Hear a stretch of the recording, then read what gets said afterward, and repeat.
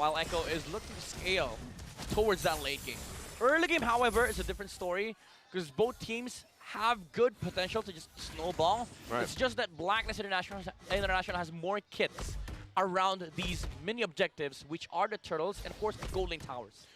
Yeah, also, milestone here achieved for Oheb. He surpassed Kill VJ and is now ranked 7th in the MPL here. The Filipino sniper. Oh, the sniper surpassing the king. The king. All right. Who's now the king of BLACKLIST? Nope, that's different. Oh, check this out. BLACKLIST, very aggressive, coming in, invading. Carl Teasy, and now Sensui caught out, dashing on through. No buff stolen. Yep. All right, real quick. Break down the emblems here. Anything crazy besides all those quantum charges? I mean, firmness on the carry. It's you know, it's becoming a thing. So you play the carry as a tank in the early game because you're not really emblem dependent. You're really more of the item choices that you have, like the corrosion sight, the golden staff, the DHS, the wind talkers. You need all of that stuff, but you need to survive the early game, and you don't want to be building up, you know, of the full antique Karas or the dominance eyes on the carry. You just want to go for the leg plates and then go straight for the corrosion sight. Yeah, just a pair of pants, and then you go from there. Turtle already started up here, 2 minutes in. Very quick, moving, fast-paced fights here. Carl Deasy in too deep here, facing off against 3. Pops the Puissance.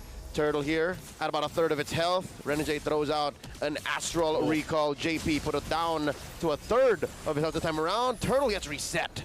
Yeah, good back and forth here from both teams. Turtle going to reset, but Sensui will start it up. Edward! Boom! Edward with an animation cancel penalty zone. Plus another realm coming in. Sensui with the help of an Appraiser's Wrath takes the Turtle, but Echo's not done. Big pull here from Santi.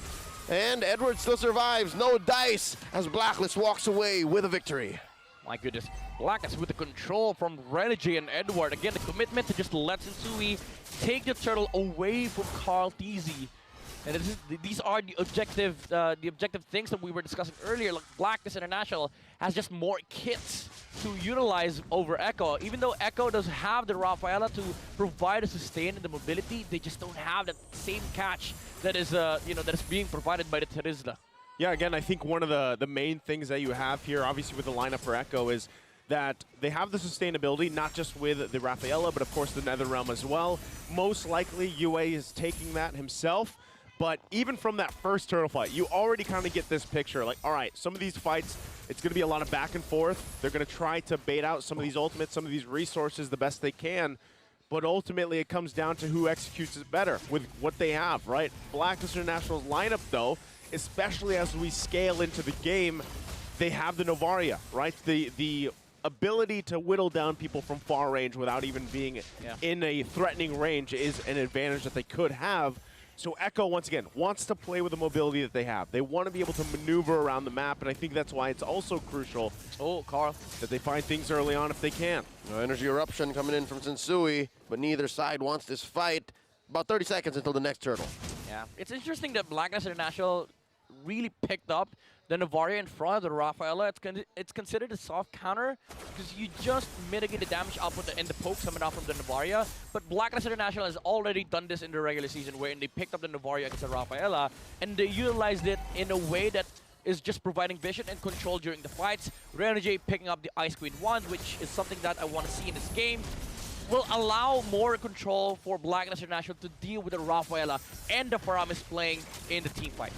Big ults missing from Echo here. BLACKLIST gonna oblige. Penalty zone from Edward coming in. Renegade with an Astral Echo, forcing out a flicker from the Hitman. And there's an early Netherrealm from the Agent. And now Sanji coming in with the pull. Turtle gonna get reset. Yue put down to 1/3 of his health. Now just a 10th. And there's not enough damage. JP barely alive. And he gets popped here. First blood drawn by Agent Zero. Yeah, revenge strike. Got him. All right, so now with that on the board, BLACKLIST International. But Echo, are they going to get this, or is Sensui going to try to do something about it? Oh, almost. Renegade throws out a recall. No one home. That's a turtle apiece. Echo scores. BLACKLIST International still playing into that mid-game timing. They are getting the resources that they need, leading by a small margin of goal, but again, Echo is really looking forward to scale into that late game. So BLACKLIST International, if they want to make some pressure, some movements, it should be between the 6 to 8 minute mark, wherein the towers are really vulnerable against the Bruno. Yeah, and the only thing they obviously are lacking, especially in those fights that are happening around the turtle, because really that's where all the action is right now, you're seeing it, right? They have sustainability, but they don't quite have the damage yet. Now that things have kind of gotten to this point, the turtle will be up here too. You saw the lane swaps going on too for BLACKLIST International, now eyeing that tier 1 on the top side. It's going to be up to Echo to be able to actually contest some of these, right? Sensui, though. Spends his retribution. JP again, down to a fraction of his health. Gets hit with a recall. Now Sanford also very low, but they are going to push the advantage here. In too deep. The Poisson spent in by Carl Teasy. Watch Edwards still has a penalty zone. Echo will push out BLACKLIST, but they will continue to push in. Okay, they should be able to just heal back up here. Of course, BennyQt still going to plant himself there on the bottom side. Looks like he wants to possibly rotate up here for the fight. They know there's so much focus from BLACKLIST International right now for this turret. Oh, Oheb forcing the issue. Finally gets the push. That's a top lane, tier 1 going down. I mean, if you're Echo, you're all right with what happened, because BennyQt was able to get a lot of farm on the bottom lane, and the pressure was also sort of like mitigated from BLACKLIST International.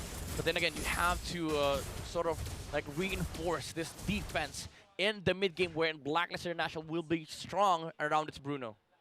Yeah. Berserker's Fury is already now out for the Bruno. I was going to say, when you just said strong Bruno, that Berserker's Fury will allow him to be there in this part, especially now it's going to break out. Still, BennyQt on the bottom side, so they don't have him for this fight. It's a 4v5 penalty zone spent in by Edward. Turtle here, very low. Out of retribution range, but just yet. And now comes UA using another realm. Carl Teasy, the young goat steals away the turtle. Now BLACKLIST thinking twice. Should we not? They back off. Echo scores the final turtle of game number 4, and BennyQt pushes. They're winning the macro battle here for Echo, getting the turtle for Carl Teasy, and also a tower for BennyQt. Again, do keep in mind, Echo is looking to play to scale. BLACKLIST International, this is their timing. This is where they want to fight, but they're losing out on these micro objectives.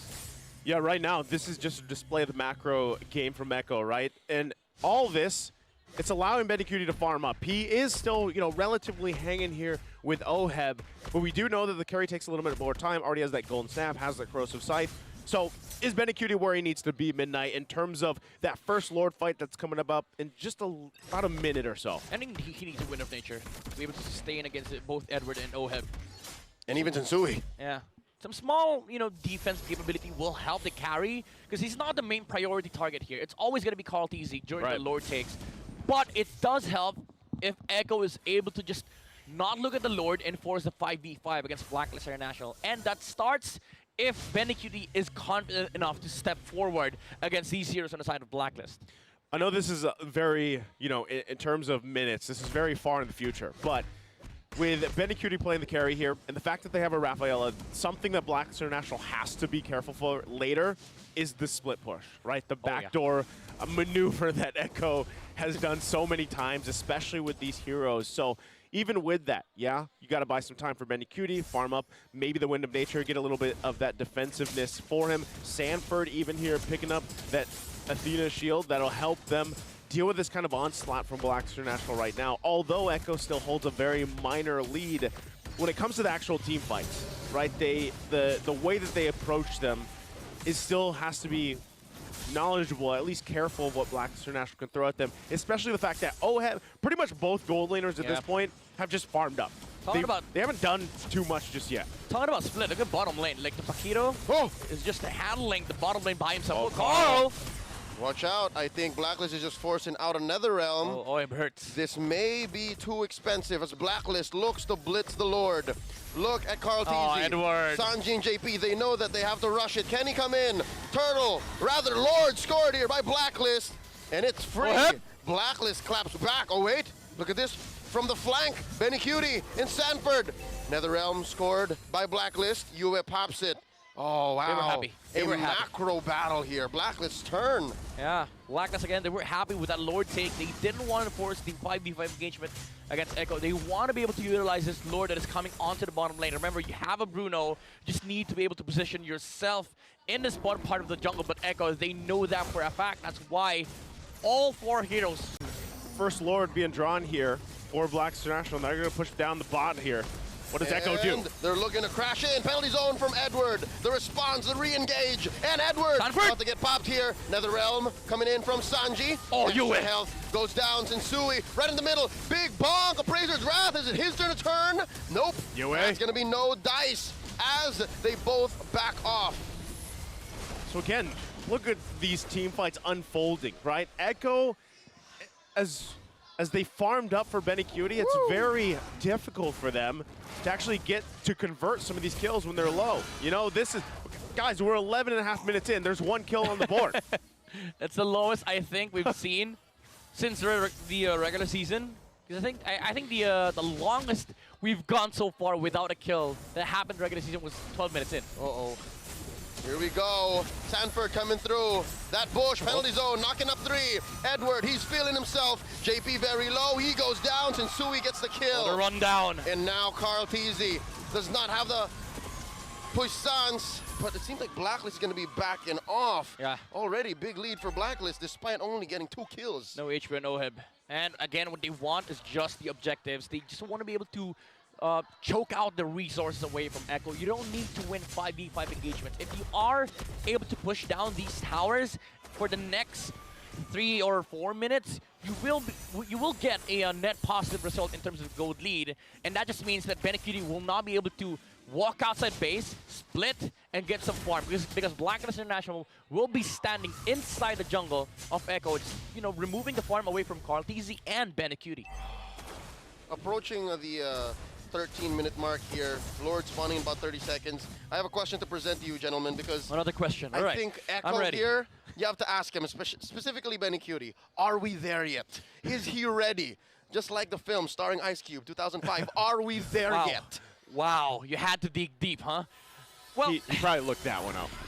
Okay, here's the thing. The knowledge bank. Benecutie, You'll never know.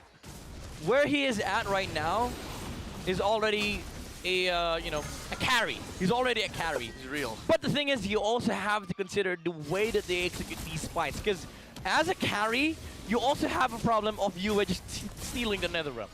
And then you also have to wait 1.7 seconds before you start dealing damage. Oh, it worked! Fight starting up. Penalty zone spent on 2. US still has his NetherRealm, and that's Sanji spending his. Look at this, Echo going in too deep. The hold! 8-4 carry. Benecutie's here. Lord still out of retry range. Sanford barely alive. Wow, Teasy takes the Lord from the back. UA is slain. Now Benecutie coming in. Sensui, energy eruption. He erupts himself. The storm is here. Flickering on through. And now it's Edward's turn to get his triple kill for Benecutie. You asked the question, Leo. And there it is. That's the answer. The triple kill, the carry is carry. The storm is brewing for Echo. And now we feel the damage, we feel the DPS, the shred of Benecutie. And BLACKLIST International, I just want to say, Renji kind of messed up that Lord dance for Sensui. The Star Shudder hit the Lord, and Carl Teasy was quick enough with the retribution timing. Oh, look at the rubber banding effect as Oheb gets clapped here. Echo are in your face, they're in your base, and they're threatening the end. Carl Teasy gets punished. All right, here we go. BLACKLIST showing their teeth. Thou shalt not push, not so quick as Echo skedaddle. Okay, they defend, but that was really close to possibly ending here. Echo now just full-on swinging the gold in their favor as well. We're going to take a look at the replay. This is exactly what we're talking about. The shot from Renegade brings it down. Oh, it's messed up the timing. Gets the timing. That is tough. And then they get collapsed on in the triple kill for Benecutie here. So they're going to have to, basically they're paying the price now for this because momentum swings heavily in favor of Echo. Benecutie fully buffed up where he needs to be item-wise and everything else. And now they'll play around that. It only took them, 14 minutes to get there. Yeah. No big. No biggie. I mean, it's no biggie if you're able to play like this. Like, Echo now has full control of the map.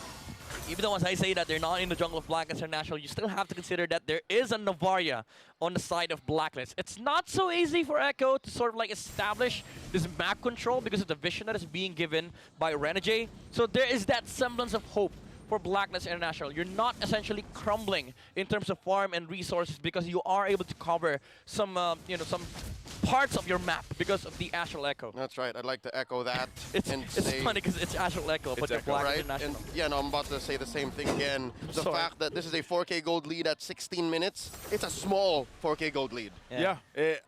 Honestly, even with that, at the way the game has gone, for the majority of it, Blacklist International still in actually a good position to fight toe-to-toe with Echo. So really what it comes down to now, even with this situation, is can Blacklist International be the ones to get those ultimates out from Echo first, right? Especially as we get to these Lord fights in about 20 seconds here. One, is it UA, does he also take the Netherrealm, right? Which team uses that first, which team utilizes that first, but then getting through that sustainability with the Rafaela across from you. So you're fighting sustainability, obviously, with poke, with range, when you have the Novaria, a little bit of a vision advantage as well. But that's kind of the thing that Blacklist International has to solve here, and that's exactly why Echo will be confident enough to go ahead and start this dance up. Yeah, no, this is a no-go. This is a no-go. If you're effort. Echo, you're dancing with two left feet. You have an Astral Echo on you, and now it gets reset. Okay. Okay, they're going to go back and forth. Once again, Edward, though. Penalty zone, plus the Lord with a knock-up. Edward gets slain. Benny Curie. And now they go for it. Another realm from Sanji. Blacklist effectively evicted out of the jungle. And now Echo scores another Lord. And now Sanji comes with a pull. Oheb goes down. Traded out for Sanford, though. Look at this. Echo coming in from the back. And they are going to sandwich Renegade, Sensui, and Yue. And now Sensui. Oh, he gets taken out here. Blacklist are dispersed here. I think that's it. Yeah, I don't think they're going to be able to defend against this. UA, Renegade. UA's probably going to go down. Of course, being chased down. Mid-lane Magician playing with fate. Takes down Sanji. Wins the 2v1. Now Carl Teasy looking to end this. Looking to buy time. And Edward and Renegade. Oh my God, first. The Bata Boy connection keeping Blacklist UA's in still alive? UA, my goodness. He is. Oh, but not for long here. Okay, he's Unless- I'll say that. No mana. One more. No mana. All right, there goes a punch. Hey, you got to give it up to Blacklist International buying enough time here with that situation. Yes, they still got to deal with the Lord. They've got 30 seconds for UA to be up. It's 4 members. Can they defend against this? Lord pushes it. 4v5. This is a Luminous Lord. It's big, and there's a lot of damage coming in. Netherrealm forced out. Edward with penalty zone, but he goes down. Now a 3v5 defense. Sensui very low, gets popped his immortality, and now the Lord gonna get taken care of. Sanji goes down. There's a wave in mid. Carl Teasy goes. Oheb still alive. Little Hitman goes back. Flicker's gone through. Watch the wave. Watch the base. And now Yuri gets his immortality pop, and he's fighting back. No way! Hitman is still here. Blacklist loses all of their inhibitors, but they effectively win the defense. Blacklist still in this. Echo crumbling. How did they just defend against this? Yes, Sanji's up because of the passive, but Blacklist International gonna run it down mid here in an amazing defense. You gotta come in, Edward, man. The penalty zone kept every single one on the side of Echo outside the range of the base. They were not able to utilize the Lord. All right, watch out. Carl TZ coming in. Sanford as well, an early Netherrealm, keeping them alive, clearing the waves. But Oheb here. Benecuti in 3. Taking down Sanji. Here comes Sanford. They're going to need to punch every single minion, every single wave here. And just like that, Blacklist International are